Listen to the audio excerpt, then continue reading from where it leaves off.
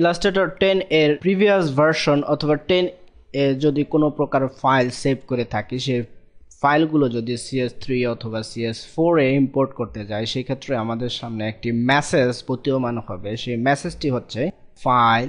এই মেসেজের ভিতরে রয়েছে this file contains text that was created in previous version of Illustrator.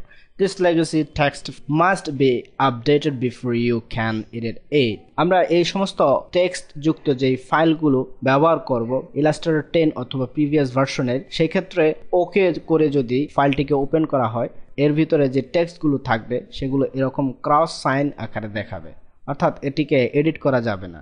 এটিকে আমরা শুধুমাত্র রিসাইজ করতে পারবো, ট্রান্সফরমেশনের যত প্রকার কাজ আছে তা করতে পারবো এবং একে প্রিন্ট করতে পারবো, তবে একে এডিট করা যাবে না, অর্থাৎ একে আর পরিবর্তন করা যাবে না। একে পরিবর্তন করার জন্য আমাদের যে অপশনটি ব্যবহার করে খুলতে হবে তা হচ্ছে আপডেট। এখন আপডেট করার পর একে আর ওই ক্রস সাইনে দেখা যাচ্ছে না, এখন এটি এডিটেবল অবস্থায় রয়েছে। একে ইচ্ছা করলে আমরা এখন এডিট করতে সমর্থ হব। এখানে এগুলো বিভিন্ন জায়গায় বিচ্ছিন্ন আকারে, গ্রুপ আকারে রয়েছে, যেমন এখানে ডাবল ক্লিক করাতে গ্রুপিংটি দেখাচ্ছে এবং প্রত্যেকটা ক্ষেত্রে এই গ্রুপিংয়ের ব্যাপারগুলো আমরা দেখতে পাচ্ছি, যেখানে যেখানে ও এগুলোকে রিকগনাইজ করতে পেরেছে অ্যাজ এ টেক্সট হিসেবে, সেই ক্ষেত্রে আমরা এগুলো দেখতে পাচ্ছি।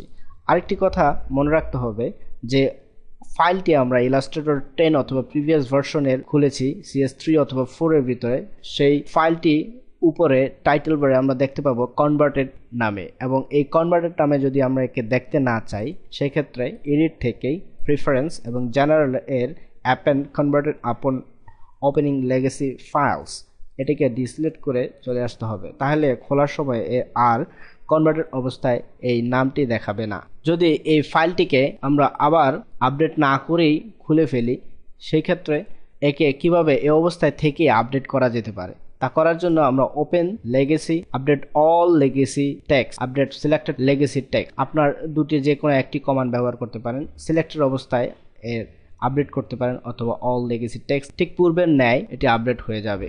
এভাবে আমরা প্রিভিয়াস ভার্সনে তৈরিকৃত ডকুমেন্টগুলোকে, অর্থাৎ AI ফরম্যাটের ডকুমেন্টগুলোকে ব্যবহার করতে সমর্থ হব।